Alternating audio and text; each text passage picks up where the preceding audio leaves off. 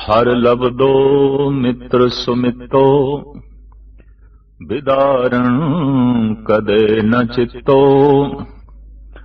जाका अस्थल तोल अमितो, सोई नानके सखा जी संग कितो। अपजसं मिटंत सतपुत्र है, सिमर तब हृदय गुरु मंत्रणे। प्रीतम भगवान अच्युते, नानक संसार सागर तारणे। मरणं विसरणं गोविंदे, जीवनं हर नाम ध्यावणे। लभणं साध संगेण नानके, हर पूरब लिखणे। मनुख एक समाजिक प्राणी है, अनंत रिश्तिਆਂ ਵਿੱਚ ओत-प्रोत है। रिश्ते ਵਿੱਚ कोई भी घाट, कोई भी कमी जीवन ਵਿੱਚ बहुत ਵੱਡੀ कमी ਨੂੰ पैदा कर देंदी है। जैसे जन्म तो ही किसी दी मां दी मृत्यु हो जाए तो मां दी ममता तो उसदी झोली वांझी रह जाती है। भावें वो अपनी झोली विच बहुत कुछ भर लवे, बहुत कुछ प्राप्त कर लवे, पर ममता किसनू कहंदे ने, लाड किसनू कहंदे ने, प्यार किसनू कहंदे ने, और आंतरिक हिरदे दी चाहत किसनू कहंदे ने, शायद इस सब कुछ तो वो बच्चा वांझा रह जाए। इसी तरीके नाल जे छोटा मासूम बच्चा पिता दी होंद तो वांझा रह जाए, साडे देश दे ते उसनू यतीम कहंदे ने। बहुत वड्डी घाट उसदे जीवन विच रह जाएगी। ठीक है, ये रिश्ते अपनी थां ते महान ने, पर अगां चल के जे इसनू भिरा नसीब ना होया तो कहने इसदे कोल ते बावां ही नहीं है। आद काल तो साडे देश दे विच ये आख्या गया है कि भिरा बावां होंदियां ने और मां ठंडियां छावां होंदियां ने। ये जिहड़ियां कहावतां साडे देश विच प्रचलित ने, इन्हां विच बहुत वड्डी सच्चाई है। और भिरा तो सखना मनुख अक्सर महसूस करता है, मेरी बां नहीं है, मेरे कोल बावां नहीं है। लेकिन किसी दी भैण ना होवे तां भी बराबरी समता किसनू कहंदे ने, शायद बहुत सारियां अदुੱਤੀ गुणा तो और कोमलतावां तो वांझा रह जाए। पर अगां चल के पत्नी नहीं मिल सकी या किसी स्त्री नू पति नहीं मिल सकिया तो जीवन का जो विकास है, जो प्रफुल्लता है, वो तो सारी रुक जाएगी। वो तो ऐसा है जैसे कोई बीज वृक्ष भी बनिया होवे, सुंदर डालां भी लगियां होवन, पत्ते भी बड़े सोहणे होवन, फुल भी निकले होवन, लेकिन फल तो वांझा रह गया होवे। तो पत्नी दा रिश्ता, पति दा रिश्ता, इसकी भी अपनी अहमियत है, खासियत है। लेकिन इन्हां सारियां रिश्तियां दी होंद दे विच कोई मित्र नहीं है, दोस्त नहीं है। ये गल वखरी है कि जिसने अपने जीवन विच कदी जिगरी दोस्त बनाया नहीं, दिल दा मित्र बनाया नहीं, शायद वो मित्रता दे रिश्ते नूं ना समझे। कुछ ऐसियां गल्लां ने मनुख मां नूं नहीं कह सकदा, प्यो नूं भी नहीं कह सकदा। शायद वो किताब भिरा दे सामने भी खोल ना सके, शायद वो वर्के अपनी बहन दे सामने भी पढ़ नहीं सकदा, शायद वो गुंझल वो अपनी पत्नी दे सामने भी ना खोल सके, पति दे सामने भी ना खोल सके। तो कोई सहेली चाहिए है, कोई मित्र चाहिए। और वाकई ऐसा देखने विच आया है कि जिसनों जिगरी दोस्त दिल दा मित्र नहीं लभ्या ਉਹਦੇ अंदर एक ऐसी गंढ कसी रहिंदी है जिन्हों उसनों खोलण दा मौका ही नहीं मिलिया, कुछ कहण दा मौका ही नहीं मिलिया, कुछ दसण दा मौका ही नहीं मिलिया और उस गंढ दे विच कुछ पाण दा मौका ही नहीं मिलिया। ऐसा मित्र नहीं मिलिया जिस दे कोलों कुछ सुंघ के अपने उस गठड़ी च पांदा ते अपनी गठड़ी विचों उसनों जो है कुछ देंदा, इस तरीके दा आदान प्रदान करदा। अनंत रिश्तियां विचों मित्र दी अपनी खासियत है, अपनी अहमियत है। यही कारण है कि भगतां ने ये सारे रिश्ते प्रभु नाल जोड़े, परमात्मा नाल जोड़े। साहिब गुरु नानक देव जी महाराज, गुरु अर्जन देव जी महाराज जी किधरे उस अकाल पुरख नूं पिता कहंदे ने, माता कहंदे ने, भराता कहंदे ने, सहोदर कहंदे ने। तां अज दे इस पावन पवित्र श्लोक दे विच गुरु अर्जन देव जी महाराज उसनूं मित्र कह रहे हैं। मित्र लई फारसी दे शब्द है यार। साहिब के खुले रूप विच कहंदे ने, सुन यार हमारे सज्जन एक करो बेनंतिया तिस मोहन लाल प्यारे हों फिरों खोजंतिया। यार वे पे हब्बे सखियां मुंह कही न जिया। उस परिपूर्ण परमात्मा नूं बार बार यार दे रूप विच मुखातब करना जापदा है। इस रिश्ते की भी अपनी अहमियत है, अपनी खासियत है। साहिब गुरु नानक देव जी महाराज का फरमान, मित्र घनेरे कर थकी मेरा दुख काटे कोय। मित्र ते बहुत कीते, कहंदे ने मित्र कहंदे ही उसनूं ने जो दिल दी गल, दिल दा राज सुन सके ते अपने दिल दे समो सके ते उस दिल दे जख्म दी कोई मरम लभ सके, कोई दवा लभ सके। इस वास्ते मित्र दी लोड़ है। भगत कबीर जी महाराज दा कहना है, कबीर सब जग हों फिर्यों मांगल कंध चढ़ाए। कोई काहू को नहीं सब देखी ठोक बजाए। कहंदा मैं ठोक बजा के हर एक दा बूआ वेख लिया। हर एक मनुख अपनी गल सुनाना ते चाहता है, मेरी सुनना नहीं चाहता, मेरे नाल सांझ नहीं पाना चाहता। दरअसल दुख सुनाना आसान है पर किसी दा दुख सुनना औखा है। उहदे लई बड़ा वड्डा जिगरा चाहिए, खुला जिगरा चाहिए किसी दा दुख सुनन लई। अक्सर ते असीं संसार विच ऐसा देखते हैं कि किसी एक दुख दा जिक्र किसी दे अगों करिए वो 100 दुख दा जिक्र करन लग पैंदा है। असीं 5 दुख अपने खोल के रखिए वो हजारां अगे खोल के रख देंदा है। किस पे खोलों गंठड़ी दुखी भर आया। मैं दुखां दी पंड किहदे अगों खोला, क्योंकि अगला पहले ही खोल के रख देंदा है। तो सतगुर दी बाणी दा फैसला, दुख तिसे पे आखिए सुख जिसे ही पास। अपने दुखां दी पंड उसदे अगों खोल जो तेरे अगों दुखां दी पंड नहीं खोलदा, बल्कि तेरे सारे दुख ले लैंदा है, अपनी गंढ दे च पा लैंदा है, अपनी गठड़ी दे च पा लैंदा है और तेरी जीवन दी गठड़ी नूं सुखा नाल भर देंदा है, आनंद नाल भर देंदा है। तो सतगुरु इस पावन श्लोक दे च कह रहे ने, हर लबदो मित्र सुमितो। मैं लभ्या मित्रां विचों महान मित्र, सिरमौर मित्र, बिदारण कदे न चित्तो।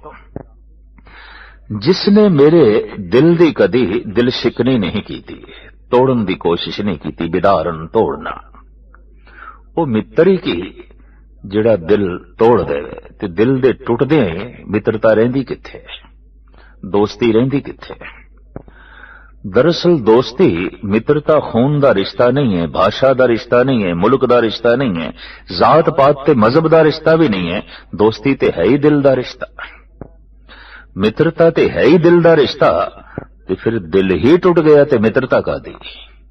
दोस्ती का दी।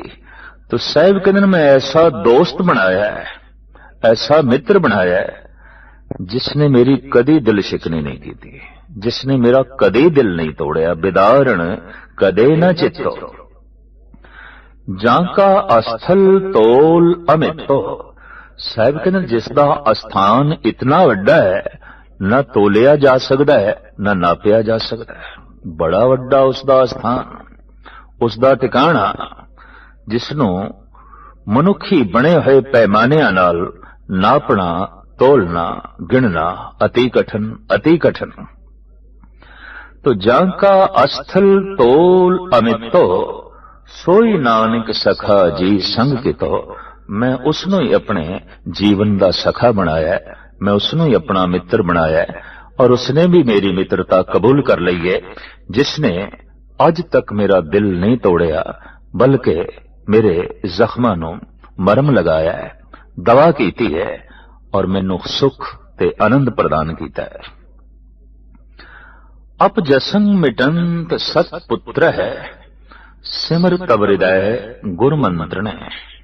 साहिब श्री गुरु अर्जन देव जी महाराज का इत्थे फरमान, किसी घर विच कोई कलंक होवे, अपजस होवे, अपजस ते कलंक दे अनेकां कारण हो सकते ने। किसी भी कारण करके कोई कलंक होवे, अपजस होवे, समुचे शहर विच गली महल्ले विच हर एक दी रसना ते अपजस होवे, हर एक दी रसना दे ते उस कलंक दी चर्चा होवे। पर महाराज कहते ने उस दौरान अगर घर दे सतवादी पुत्र पैदा हो जाए, सत नूं समझण वाला, सत नूं प्रगट करन वाला, सत दे च जीण वाला, तो साहिब कहते घर दा कलंक मिट जाता है, घर दा अपजस धुल जाता है, घर दे सारे कलंक नूं वो धो के रख देंदा है, घर दे सारे अपजस नूं वो मिटा के रख देंदा है। एक उदाहरण है, एक प्रमाण है और ये भी हकीकत है कि साडे देश दे संत जन आद काल तो कहते रहे ने, ऐ जननी अगर तू जन्म देना है तां इन्हां तीन पुत्रां दे चों ही किसी एक नूं जन्म देवी। तीन सुभावां वाले पुत्रां दे चों ही किसी एक नूं या तिन्नां नूं जन्म देवी। जननी जने तां भगत जन, कै दाता कै सूर, नहीं त जननी बांझ रहे काहे गवावे नो। जन्म देना है तां ऐसे भगत नूं जन्म दे जो भावना नाल भरे होया होवे। हुण कुदरती गल है, अगर मां दा हिरदय भावना नाल भरिया होया नहीं है तो मुश्किल है उस धरती दे चों किसी भगत दा जन्म होना। सारी सत्या उस मिट्टी ने देनी है, सारा जीवन उस मिट्टी ने देना है दरखत नूं, ते दरखत दा आधार भी उस मिट्टी ने बनना है। पर मिट्टी च खासियत चाहिदी है। देखते हैं किसी किसी थां दी मिट्टी ऐसी है कि वह बीजां दे च बड़ा रस पा देंदी है, स्वाद पा देंदी है और लोकी हैरान होके कहंदे ने बीज ते ओही ने पर इत्थे बोए ने उन्हां च इतनी मिठास, इतना स्वाद, इतना सुअपण। तो बीज दी अपनी खासियत हो सकती है पर धरती दी भी अपनी महानता है, धरती दा भी अपना गुण है। अनेकां तजर्बे इसते कीते गए ने कि एक इलाके दे मिठे फल जद उन्हां दा बीज दूसरे इलाके च लगाया गया वो मिठास नहीं प्राप्त हुई, वो स्वाद नहीं प्राप्त हो सकिया। कारण जद बीज होई सन तो फिर क्यों नहीं स्वाद प्राप्त हो सकिया? इस वास्ते कि मिट्टी धरती खास नहीं सी, पिता खास है मां खास नहीं। तां जिस तरह का बालक होना चाहिए वैसा नहीं हो सकेगा। या मां महान है पिता ही नहीं, तां भी कमी रह जाएगी। कितनी चंगी धरती क्यों ना होवे, कितनी महान धरती क्यों ना होवे, पर बीज ही किसी हद तक कमजोर सी, खास नहीं सी, अहमियत नहीं सी। ये परिपूर्ण परमात्मा दा ऐसा नियम, बीज भी खास होवे, धरती भी खास होवे, तां जाके किधरे गल बनदी है। लेकिन इस दे विच ऐसा भी देखने दी आया है कि बीज अगर मामूली जी खासियत भी रखता है, बहुत ज्यादा नहीं, पर जे धरती किधरे उसनों महान मिल जाए तो वह बीज बड़ा महान वृक्ष बनता है और जगत नूं बहुत स्वाद ते रसदायक फल देंदा है। ऐसे अनेकां उदाहरण मिलते हैं।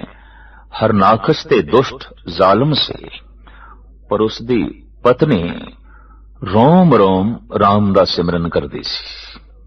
उसकी कुख तो ही प्रहलाद दा जन्म होया है। जे देखिए बीज नो ते खास नहीं है, मामूली है, पर देखिए धरती नो इतनी महान कि उसने बीज दे चों जिहड़ा वृक्ष पैदा किया है, अज तक भी धार्मिक दुनिया दे चों छां दे रहा है, रस वंड रहा है, स्वाद दे रहा है। तो आदि काल तो साडे संत जन कहते रहे ने, ऐ मां तू जन्म देना है तां ऐसे बालक नूं जन्म दे जो भावना नाल भरे होवे, भगत नूं जन्म दे। जननी जने तां भगत जन, ते जे भगत नहीं पैदा कर सकती तां कम से कम दानी। फराग दिल मां ही किसी दानी नूं जन्म दे सकती है, शूम मां नहीं। उंज भी गुरबाणी दा फैसला है, शूम मनुख किरपन बंदा धन दा चौकीदार जरूर है, रखवाला जरूर है, धन दा मालिक नहीं है। सूमे धन राखन को दिया, मुगद कहे धन मेरा। सूमे धन राखन को दिया, शूम नूं ते धन सिर्फ रखण वास्ते दिता है। शूम उसदा रखवाला है, चौकीदार है, पहरेदार है, मालिक नहीं है। उन्होंने वरत नहीं सकता, उस तो सुख नहीं ले सकता, अपने परिवार नूं भी सुख नहीं दे सकता, खुद भी आराम नहीं ले सकता। तो फिर धन दा चौकीदार है, और की है? धन है संसारिक सहूलतां प्राप्त करने लई, ते जिन्हां नूं ये सहूलतां प्राप्त नहीं होईयां, अपनी तौफीक दे मुताबिक ये सहूलतां उन्हां नूं देणियां। इस तरह दा बंदे नूं दाता कहंदे ने, फराग दिल कहंदे ने। ईरान दा सूफी फकीर जनाब शेख सादी साहब दा ते यह कहना है, तवंगरी बादिल अस्त न के बमाल। अमीरी किसी दे माल असबाब तो नहीं नापनी चाहिए कि इसदे कोल महल कितना वड्डा है, इहदे कोल धन कितना है, इहदे कोल भूमि कितनी है, इहदे कोल पदार्थ कितने ने। कहंदे ये धनवान होण दी निशानी नहीं है, वेखना उहदा दिल कितना क वड्डा है, उहदे कोल फराग दिली कितनी है। अणहोंदा आप वंडाए कोई ऐसा भगत सदा है। बाबा फरीद कहंदे ने, है अद्धा, पूरा उसदे कोल भी नहीं है। भुख उसदे कोल पूरी है, पर रोटी उसदे कोल अद्धी है। पर गजब दी गल, अद्धी दे चों भी अद्धी वंड दित्ती, किसे भुखे नूं दे दित्ती।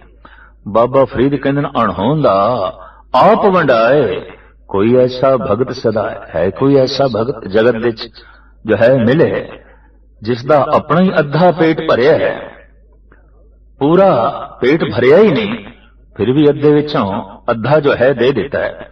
तो तवंगरी बा दिल अस्त न के बा माल। अमीरी माल असबाब तो नहीं है, धन संपदा तो नहीं है, दिल तो है, फराग दिली तो है। तो संत जन कहने ने, ऐ मां भगत नहीं पैदा कर सकी तो कम से कम दानी पैदा कर, दाता पैदा कर। पर जे किधरे तू दाता भी नहीं पैदा कर सकी तो फिर सूरबीर पैदा कर, सूरमा पैदा कर। सूरबीर वो है कि हर थां ते कमजोर दे पक्ष विच खड़ा हो जाए, बस उसनूं सूरबीर कहते हैं।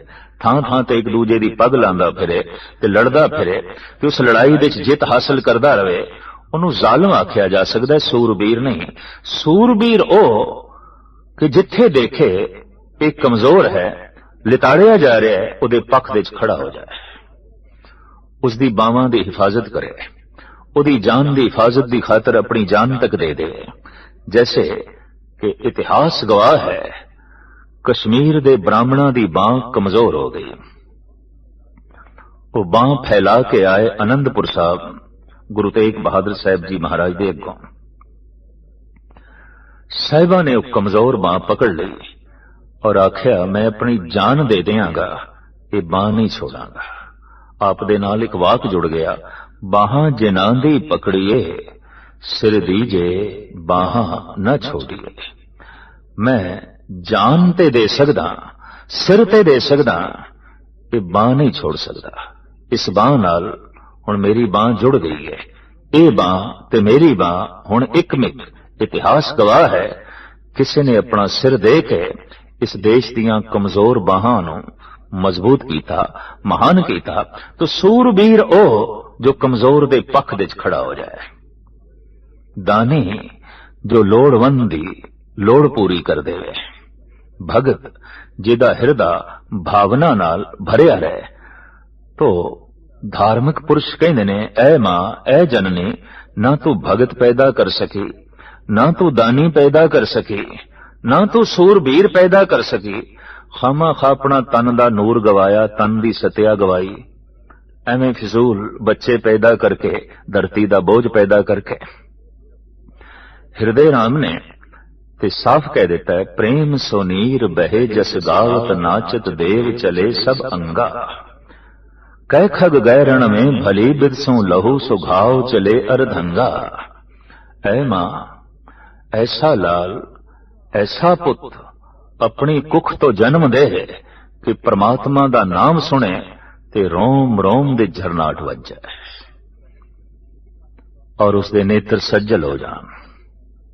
इतना कोमल हिरदे दा पैदा कर, ते जे तू इतना कोमल नहीं पैदा कर सकती तो फिर ऐसा सख्त पैदा कर कि रणभूमि विच सच दी खातर लड़दियां लड़दियां ਉਹਦੇ सैकड़े टुकड़े हो जान, तां भी हार ना मने, रोम रोम जख्मी होवे, तां भी उसकी सूरबीरता नूं दाग ना लगे। ऐसा सूरबीर पैदा कर। कै खग में रण में भली बिदसों, लहू सो घाव चले अर्धंगा। विद दोए पूत जने जननी, जग और सबे सुत कीट पतंगा। बस यही ते पुत्र होणगे, कोई सूरबीर होवे, दाता होवे, दानी होवे। मां इस तो बाद अगर तू जो कुछ भी पैदा करेंगी वो कीड़े मकोड़ियां तो ज्यादा कुछ नहीं होंगे, सिर्फ कीड़े मकोड़े, धरती दा बोझ, धरती दा भार। गुरु रामदास जी महाराज ने भी साफ कह देता है, जिन हर हृदय नाम न बस्यो, तिन मौत कीजे हर बांझा। तिन सुनी दे फिरे बिन नावे, ओए खप खप मोए करांजा। तो मुख्तसर साहिब श्री गुरु अर्जन देव जी महाराज फरमान कर रहे ने, अगर कोई सत्यवादी पुत्र घर विच पैदा हो जाए तो भगत सत्यवादी है, दानी सत्यवादी है और सूरबीर सत्यवादी है, सत दा पक्ष लेंदा है। इस तरह का कोई पैदा हो जाए तो घर दे कलंक धुल जांदे ने, घर दा अपजस मिट जांदा है। अपजसंग मिटंत सत पुत्र है, सिमर तब हृदय गुर मंत्रणे।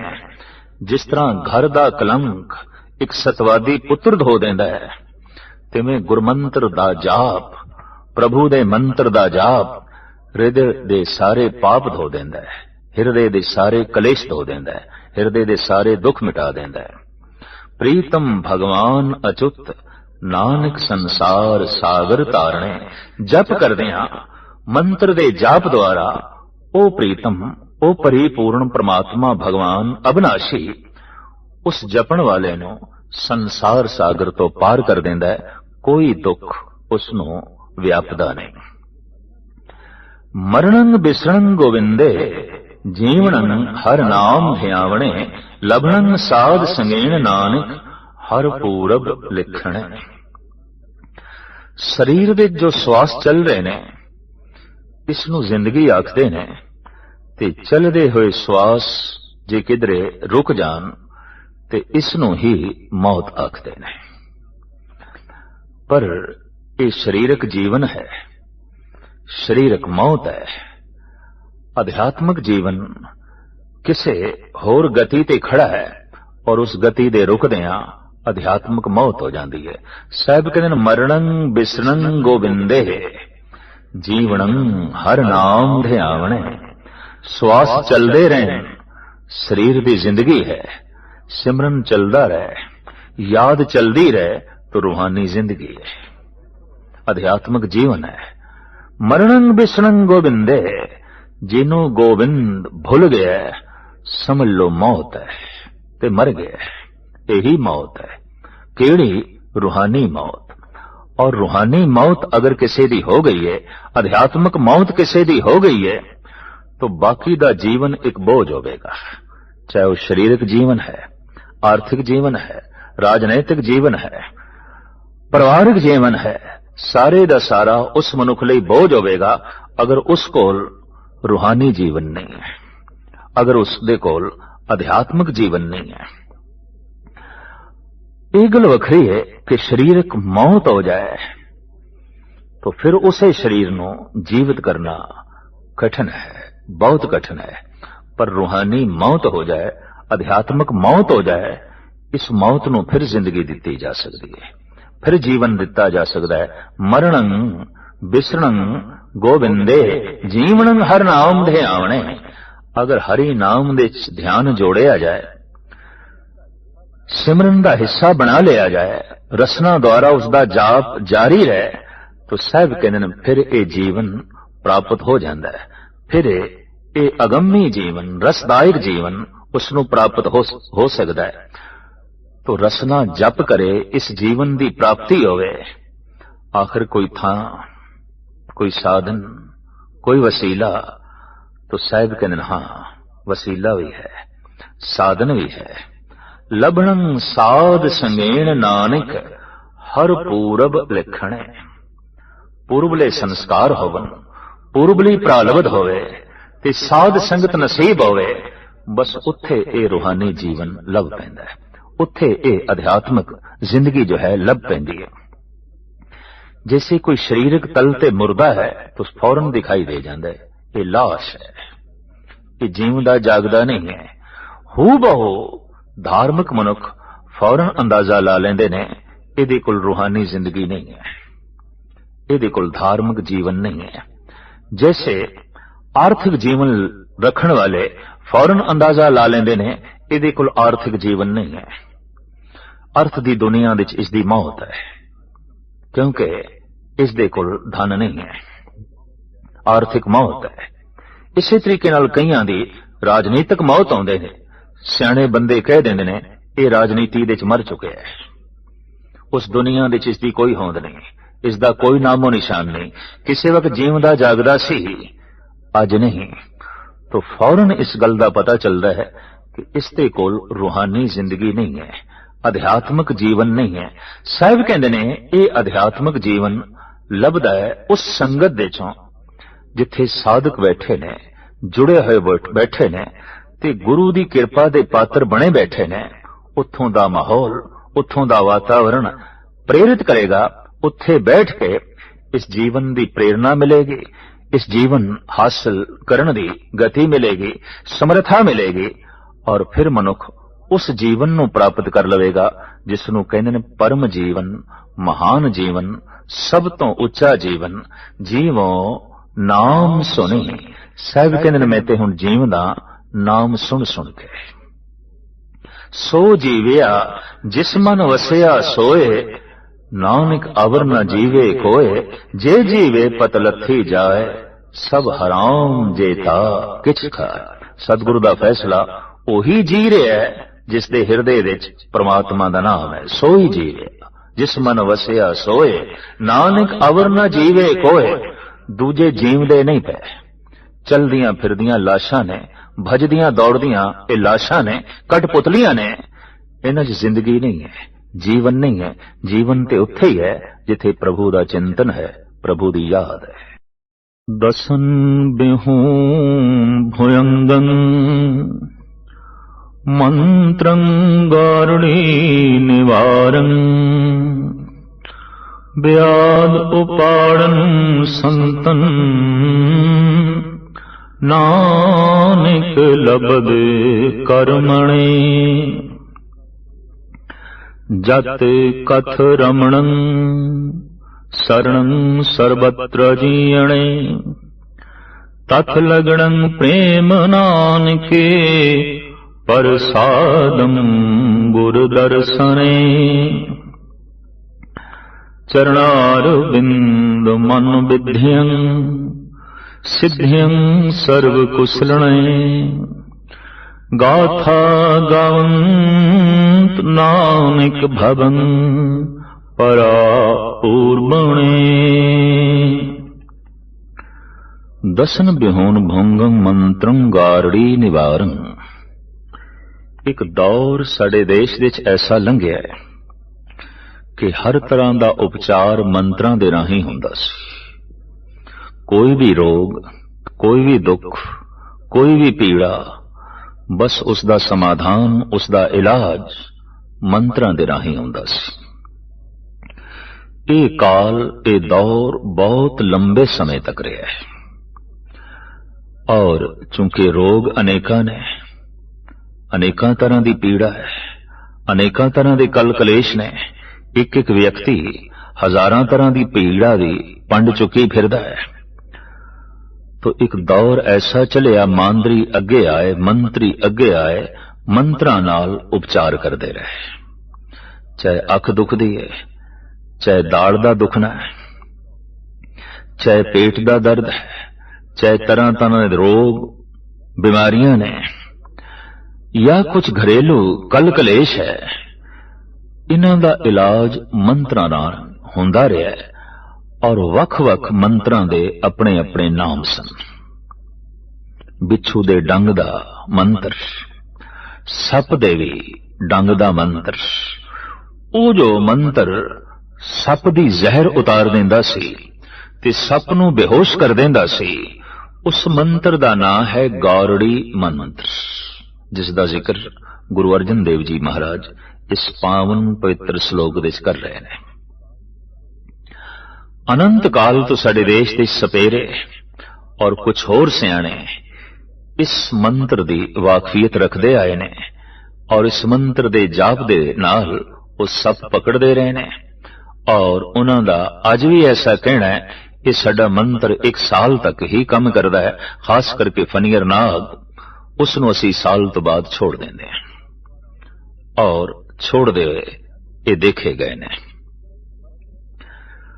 तो एक गल स्पष्ट है कि मंत्रां दी अपनी महिमा, गुंजार पाके जद कोई मंत्र दा जाप करदा है, उसदे नाल जो तरंगां बनदियां ने, उसदे नाल जो वाइब्रेशन बनदी है, मनुख दा अपना हिरदा ते अंदोलित होंदा है, पर उस मंत्र दी, उस तरंग दी लपेट दे जेड़ा जेड़ा आवेगा वो भी अंदोलित होवेगा, वो भी प्रभावित होवेगा, वो भी प्रभावित होए बिना रह नहीं सकेगा। अज भी देखण दे चाया है बौद्ध भिक्षु कट्ठे बैठ के मंत्र दा जाप करते हैं। अज भी गुरु घर विच परंपरा बनी हुई है, कट्ठे बैठ के कीर्तन करो और गुंजार पा के कीर्तन करो। उस नाल जो तरंगां बननगियां, हिरदे दी यकसुई दा बाइस बननगियां, मन नूं एकाग्र करनगियां, आनंद प्रदान करनगियां। ते हिरदा एकाग्र हो जाए, मन यकसू हो जाए, अनेका रोग अपने आप रुखसत हो जाते हैं, क्योंकि बेशतर रोग, बहुत सारे रोग शरीरक ना होके मानसिक ने। तो खैर एक दौर ऐसा लंघिया है जद अजे मनुख नूं जड़ी बूटियां दा ज्ञान नहीं सी, अजे आयुर्वेदिक आलमे वजूद विच नहीं आई सी, अजे यूनानी तिब सामने नहीं प्रगट होया सी। तो इन्हां पश्चिमी देशां विच भी ते यूरोप दी दुनिया विच भी मंत्रां दे राहीं उपचार होंदा रहा है। सूफी फकीर मंत्रां दे नाल उपचार करते रहे ने और अज भी देखण विच ऐसा आउंदा है। अफगानिस्तान दा इलाका, पठानिस्तान दे इलाके च अज भी सप ते बिच्छू दे दर्द नूं मंत्रां दे नाल उपचार कीता जांदा है, दूर करन दी कोशिश कीती जांदी है। साडे देश दे च भी अज भी दाड़ दा दर्द, कन्नां दे दर्द, गले पै जाना, टॉन्सिल इत्यादि इन्हां नूं अपने अपने ढंग दे मंत्रां दे जाप नाल दूर करन दी जो है कोशिश कीती जांदी है। यह गल वखरी है कि मंत्रां दे उच्चारण करन वाले च अज वो शक्ति नहीं, जैसे ਦਵਾਈਆਂ ਤੇ ਬਹੁਤ ਅੱਛੀਆਂ ਹੋਣ ਪਰ ਹਕੀਮ ਸਿਆਣਾ ਨਾ ਹੋਵੇ, ਨਵਸ ਦੀ ਪਹਿਚਾਣ ਨਾ ਹੋਵੇ, ਰੋਗ ਨੂੰ ਸਮਝ ਨਾ ਸਕੇ, ਰੋਗ ਦਾ ਕਾਰਨ ਵੀ ਉਹ ਨਾ ਜਾਣਦਾ ਹੋਵੇ, ਤੇ ਚੰਗੀਆਂ ਤੋਂ ਚੰਗੀਆਂ ਦਵਾਈਆਂ ਵੀ ਕੀ ਕਰਨਗੀਆਂ? ਉਹ ਕਿਵੇਂ ਦੇਵੇਗਾ? ਕਿਸ ਮਿਕਦਾਰ ਵਿੱਚ ਦੇਵੇਗਾ? ਇਸ ਤਰੀਕੇ ਨਾਲ ਮੰਤਰਾਂ ਦੀ ਤੇ ਆਪਣੀ ਮਹਾਨਤਾ ਸੀ, ਪਰ ਜਪਣ ਵਾਲਾ ਹਿਰਦਾ ਨਾ ਹੋਵੇ, ਰਸਨਾ ਨਾ ਹੋਵੇ, ਉਤਨਾ ਉਤਸ਼ਾਹ ਨਾ ਹੋਵੇ, ਉਮੰਗ ਨਾ ਹੋਵੇ, ਸ਼ਰਧਾ ਨਾ ਹੋਵੇ, ਤਾਂ ਉੱਥੇ ਫਿਰ ਮੰਤਰ ਖਾਲੀ ਰਹਿ ਜਾਂਦੇ ਨੇ ਔਰ ਆਪਣਾ ਉਹ ਪੂਰਾ ਕੰਮ ਕਰਨ ਵਿੱਚ ਅਸਮਰਥ ਹੋ ਜਾਂਦੇ ਨੇ। ਮੰਤਰਾਂ ਦੇ ਚੋਂ ਸਿਰਮੌਰ ਮੰਤਰ ਹੈ ਪਰਮਾਤਮਾ ਦਾ ਨਾਮ, ਜਿਹਨੂੰ ਗੁਰੂ ਗੋਬਿੰਦ ਸਿੰਘ ਜੀ ਮਹਾਰਾਜ ਕਹਿੰਦੇ ਨੇ, ਨਮੋ ਮੰਤਰ ਮੰਤਰੰ ਨਮੋ ਜੰਤਰ ਜੰਤਰੰ। हे ਪ੍ਰਭੂ, ਤੇਰਾ ਨਾਮ ਮੰਤਰਾਂ ਦੇ ਚੋਂ ਸਿਰਮੌਰ ਮੰਤਰ ਹੈ, ਜੰਤਰਾਂ ਦੇ ਚੋਂ ਸਿਰਮੌਰ ਜੰਤਰ ਹੈ। ਕੋਈ ਵੀ ਮੰਤਰ ਇੱਕ ਰੋਗ ਨੂੰ ਦੂਰ ਕਰੇਗਾ, ਪਰ हे ਪ੍ਰਭੂ, ਤੇਰਾ ਨਾਮ ਮੰਤਰ ਐਸਾ ਹੈ ਸਾਰੇ ਰੋਗਾਂ ਨੂੰ ਦੂਰ ਕਰ ਦਿੰਦਾ ਹੈ। ਸਰਬ ਰੋਗ ਕਾ ਔਖਦ ਨਾਮ, ਸੰਸਾਰ ਰੋਗੀ ਨਾਮ ਦਾਰੂ ਮੈਲ ਲਾਗੇ ਸਚ ਬਿਨਾ। ਗੁਰੂ ਨਾਨਕ ਦੇਵ ਜੀ ਮਹਾਰਾਜ ਕਹਿੰਦੇ ਨੇ, ਸੰਸਾਰ ਦੇ ਸਾਰੇ ਰੋਗਾਂ ਦਾ ਇਲਾਜ ਪ੍ਰਭੂ ਦਾ ਨਾਮ ਹੈ। ਨਾਮ ਹਿਰਦੇ 'ਚ ਵਸ ਗਿਆ ਹੈ। ਪਰਮ ਆਨੰਦਿਤ ਮਨੁੱਖ ਕਿਸੇ ਨੂੰ ਦੁਖੀ ਨਹੀਂ ਕਰੇਗਾ, ਪੀੜਿਤ ਨਹੀਂ ਕਰੇਗਾ। ਬਹੁਤ ਸਾਰੇ ਸਮਾਜਿਕ ਮਸਲੇ ਆਪਣੇ ਆਪ ਹੱਲ ਹੋ ਜਾਂਦੇ ਨੇ, ਬਹੁਤ ਸਾਰੇ ਰਾਜਨੀਤਿਕ ਬਿਖੇੜੇ ਆਪਣੇ ਆਪ ਹੱਲ ਹੋ ਜਾਂਦੇ ਨੇ, ਔਰ ਅਨੇਕਾਂ ਸਰੀਰਕ ਰੋਗ ਸਰੀਰ ਦੇ ਚੋਂ ਨਿਕਲ ਜਾਂਦੇ ਨੇ। ਮਨ ਦੇ ਸਵਸਥ ਹੁੰਦਿਆਂ ਚਾਰੋਂ ਪਾਸੇ ਜੋ ਵਾਤਾਵਰਣ ਬਣਦਾ ਹੈ ਉਹ ਸਵਸਥ ਬਣਦਾ ਹੈ, ਤੰਦਰੁਸਤ ਬਣਦਾ ਹੈ, ਮਹਾਨ ਬਣਦਾ ਹੈ। तो एक बड़ा सुंदर उदाहरण देता है गुरु अर्जन देव जी महाराज ने, दसन बिहोन भुयंगं मंत्रं गारुड़ी निवारण।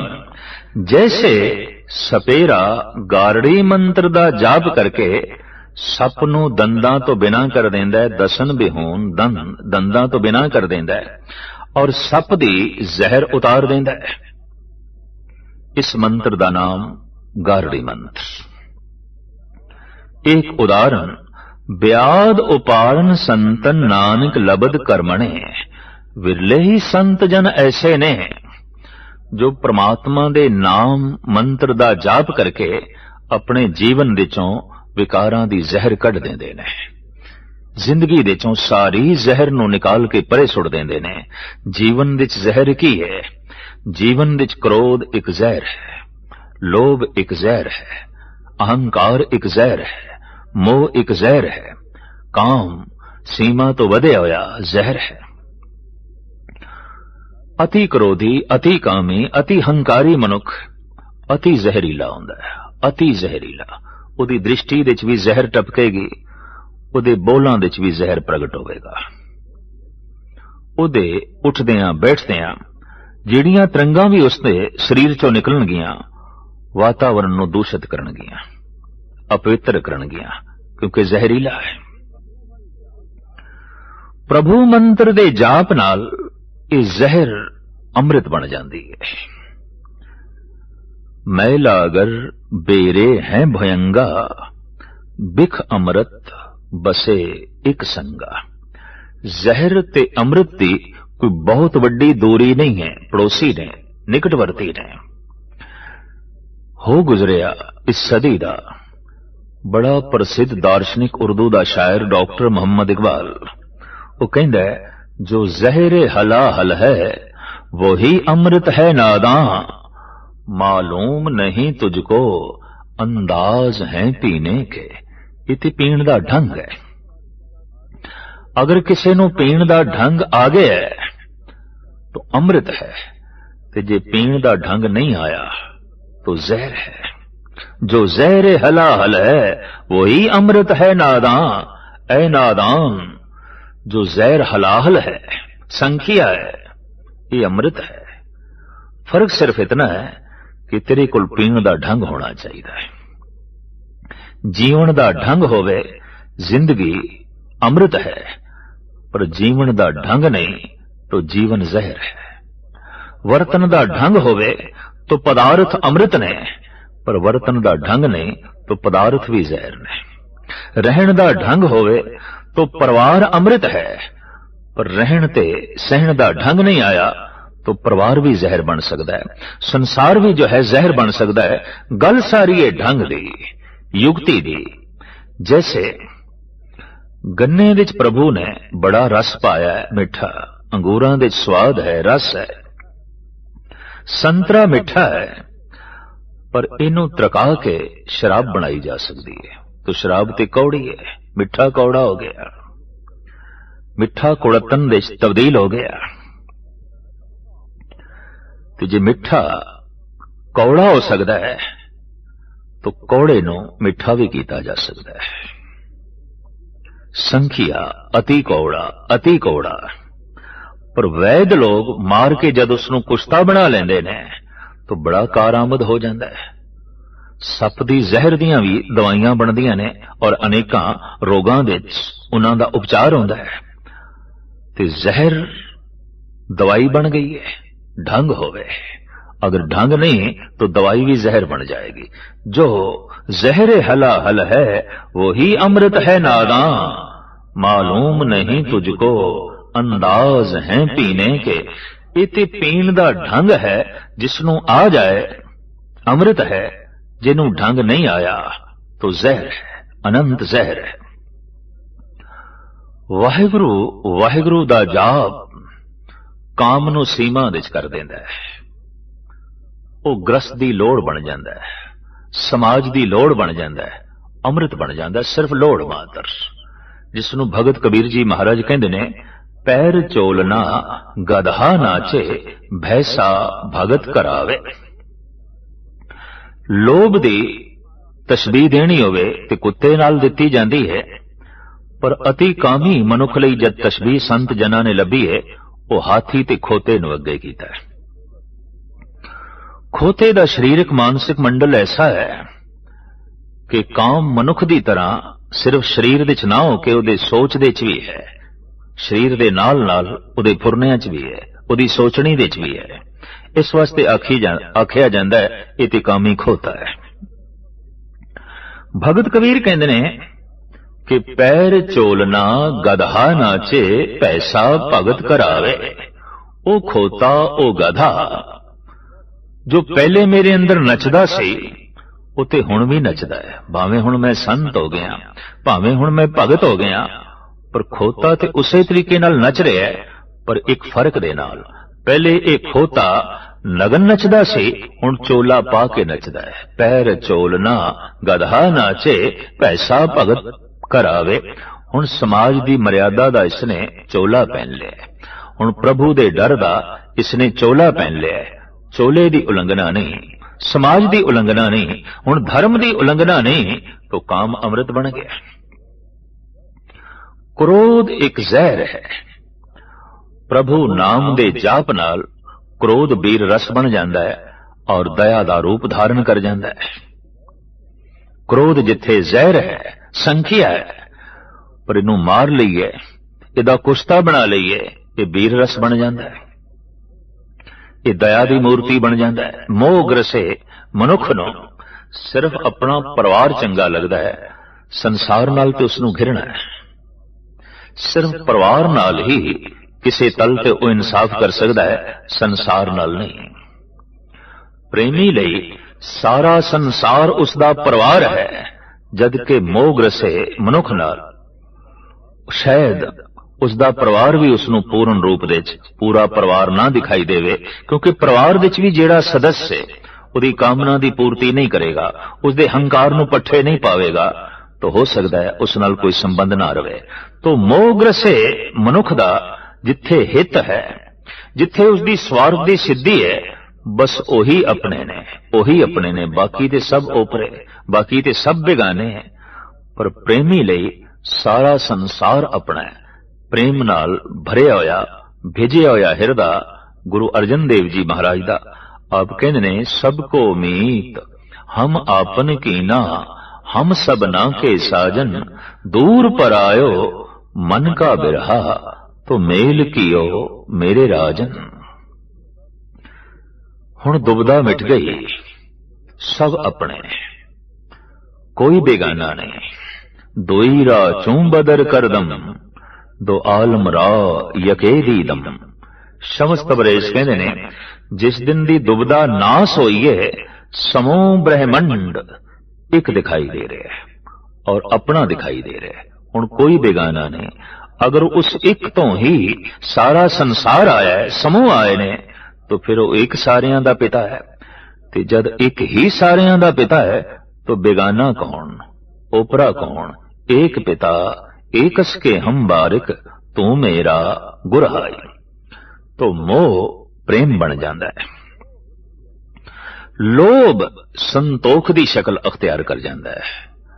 लोभी जे समूह ब्रह्मंड दे पदार्थ भी उसदे अगों रख दिते जान, धन संपदा, तां भी उसदे लई थोड़ा है, कल्पना बनी रहेगी। पर संतुष्ट मनुख लई सहज किणका मात्र भी बहुत कुछ है, बहुत कुछ है। संतोखी तो मुराद जो कुछ है, जैसा है और जितनी मेरी प्रालब्ध है, प्रवान है, कबूल है, मैं राजी हां, मैनू एक खिड़े मत्थे तस्लीम है, प्रवान है। लोभी हर तल ते इनकारी है। लोभी कहंदा है मेरी पात्रता बहुत वड्डी सी, मिलिया की है, कुछ भी नहीं। संतोखी कहंदा है मेरी पात्रता ते बहुत छोटी सी, बहुत छोटी सी, प्रभु तू बहुत पा दिता, बहुत पा दिता।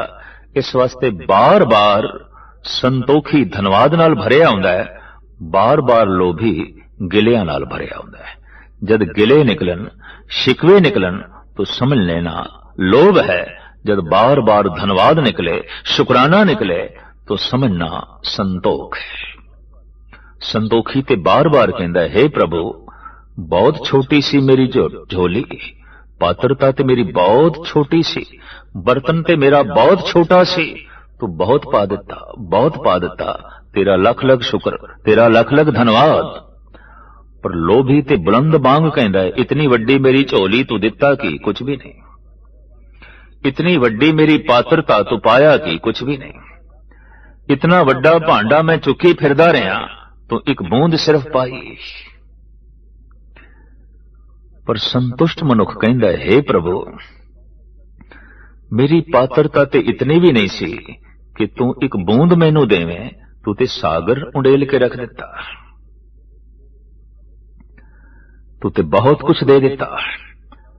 बहुत कुछ देने तो मुराद यह है कि उन्होंने एक बूंद भी सागर जैसा प्रतीत होंदी है, बहुत प्रतीत होंदी है, बहुत प्रतीत होंदी है।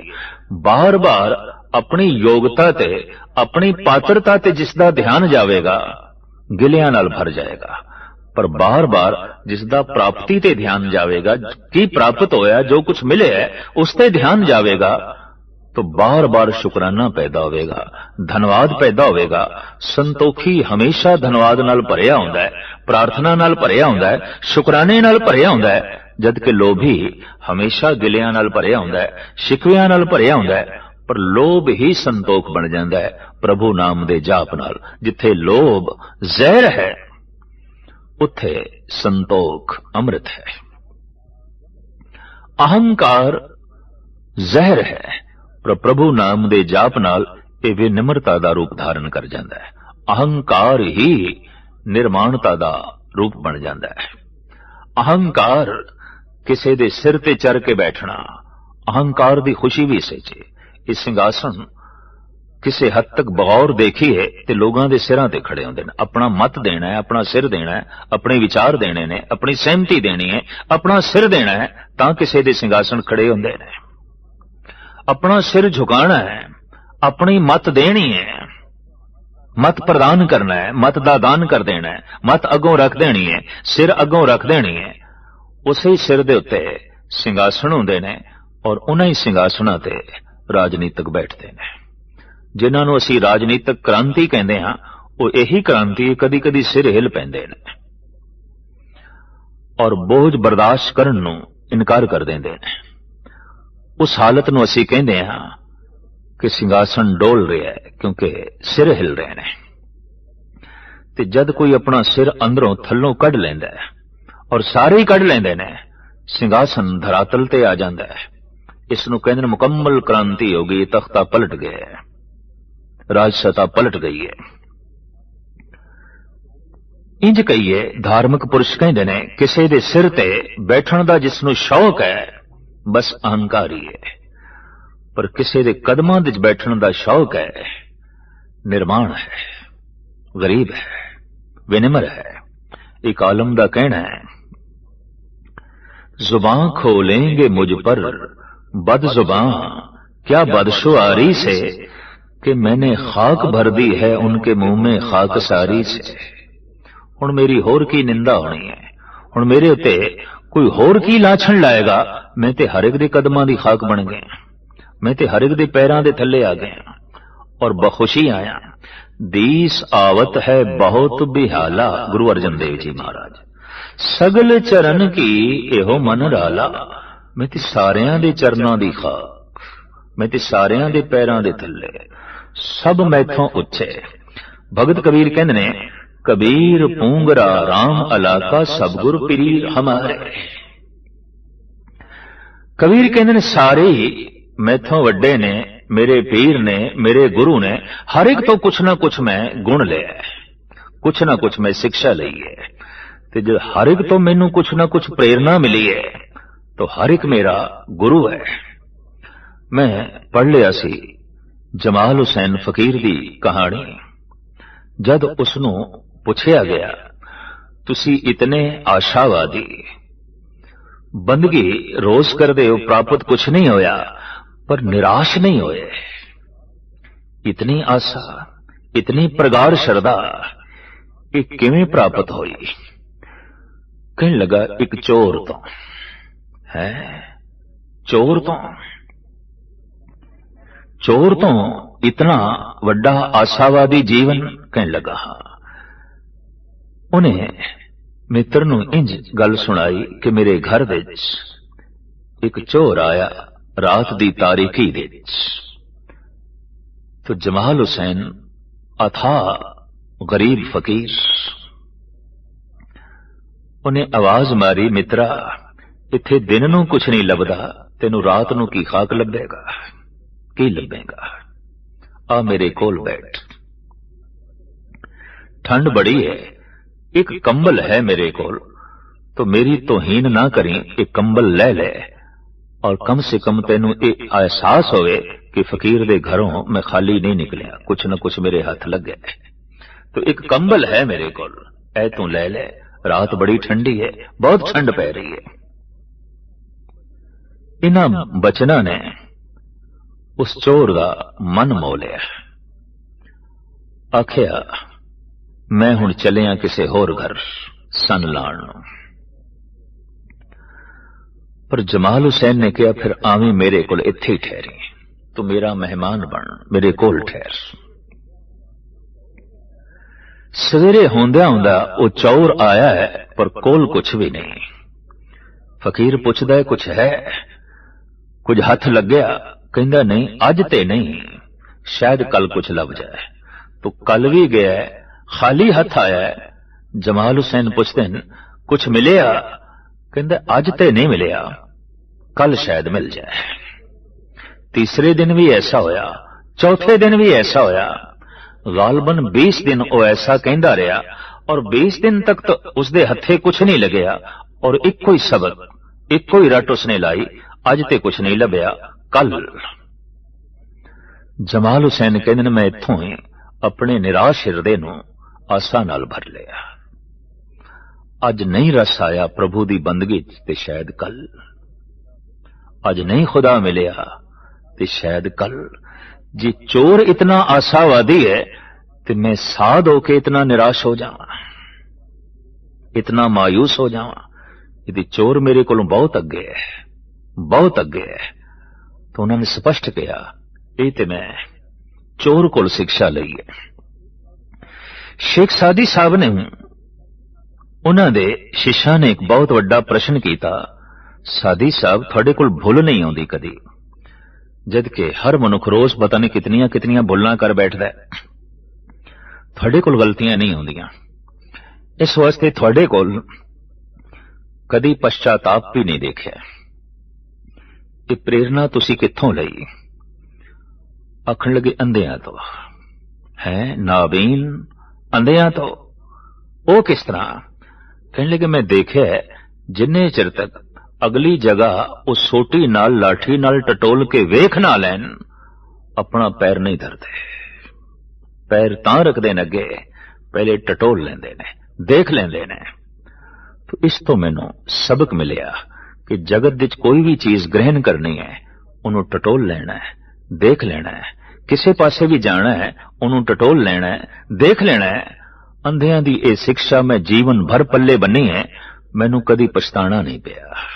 ਮੈਂ ਕਦੀ ਡਿੱਗਿਆ ਹੀ ਨਹੀਂ, ਕਿਉਂਕਿ ਟਟੋਲ ਲੈਣਾ, ਵੇਖ ਲੈਣਾ ਇਹ ਸੱਚ ਹੈ ਕਿ ਨਹੀਂ, ਇਹ ਮੇਰੇ ਅਨੁਕੂਲ ਹੈ ਕਿ ਨਹੀਂ, ਇਹ ਸੱਚ ਦੇ ਅਨੁਕੂਲ ਹੈ ਕਿ ਨਹੀਂ, ਇਹ ਧਰਮ ਦੇ ਅਨੁਕੂਲ ਹੈ ਕਿ ਨਹੀਂ। ਨਹੀਂ ਹੈ, ਇੱਥੇ ਮੇਰੇ ਪੈਰ ਖਿਸਕ ਜਾਣਗੇ, ਮੈਂ ਡਿੱਗ ਜਾਵਾਂਗਾ, ਮੈਂ ਉੱਥੇ ਕਦਮ ਹੀ ਨਹੀਂ ਰੱਖਦਾ। ਇਹ ਸਿੱਖਿਆ ਮੈਂ ਅੰਧਿਆਂ ਤੋਂ ਲਈ।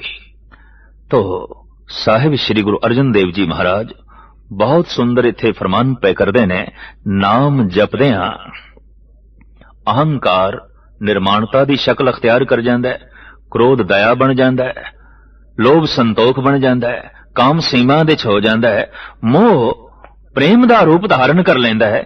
ਇਸ ਤਰ੍ਹਾਂ ਜੋ ਜ਼ਹਿਰ ਹਲਾਹਲ ਸੀ ਉਹ ਅੰਮ੍ਰਿਤ ਦਾ ਰੂਪ ਬਣ ਜਾਂਦੀ ਹੈ। ਤੇ ਸਾਹਿਬ ਕਹਿੰਦੇ ਨੇ ਵਿਰਲੇ ਸੰਤ ਜਨ ਨੇ ਜਿਨ੍ਹਾਂ ਨੇ ਇਸ ਜ਼ਹਿਰ ਨੂੰ ਅੰਮ੍ਰਿਤ ਦੇ ਜੋ ਹੈ ਬਦਲਿਆ ਹੈ।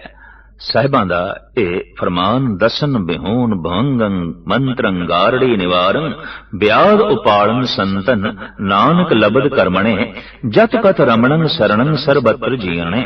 ਜੋ ਜਿਦਰ ਕਿਦਰ ਰਮਿਆ ਹੋਇਆ ਹੈ ਤੇ ਸਾਰੇ ਜੀਵਾਂ ਦੇ ਵਿੱਚ ਵਿਆਪਕ ਹੈ, ਤਥ ਲਗਣੰ ਪ੍ਰੇਮ ਨਾਨਕ ਪ੍ਰਸਾਦਨ ਗੁਰਦਰਸ਼ਨੇ।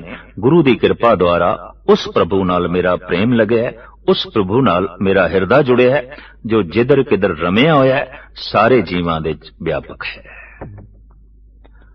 ਚਰਨਾਰ ਬਿੰਦ ਮਨ ਵਿਧੀਆਂ ਸਿਧੀਆਂ ਸਰਬ ਕੁਸਰਣੇ ਗਾਥਾ ਗਾਵਨ ਨਾਨਕ ਭਵੰ ਪਰਾਪੂਰ ਬਣੇ। ਜਿਸ ਦਾ ਮਨ ਪ੍ਰਭੂ ਦੇ ਚਰਨ ਕਮਲਾਂ ਦੇ ਵਿੱਚ ਵਿਨਿਆ ਗਿਆ ਹੈ, ਲੀਨ ਹੋ ਗਿਆ ਹੈ, ਇੱਕ ਮਿਕ ਹੋ ਗਿਆ ਹੈ, ਸਤਿਗੁਰੂ ਕਹਿੰਦੇ ਨੇ ਉਹਨੂੰ ਹਰ ਤਰ੍ਹਾਂ ਦੀ ਸਿੱਧੀਆਂ ਦੀ ਪ੍ਰਾਪਤੀ ਹੋ ਗਈ ਹੈ ਔਰ ਹਰ ਤਰ੍ਹਾਂ ਦੀਆਂ ਖੁਸ਼ੀਆਂ ਉਸ ਦੀ ਝੋਲੀ ਵਿੱਚ ਪੈ ਜਾਂਦੀਆਂ ਨੇ।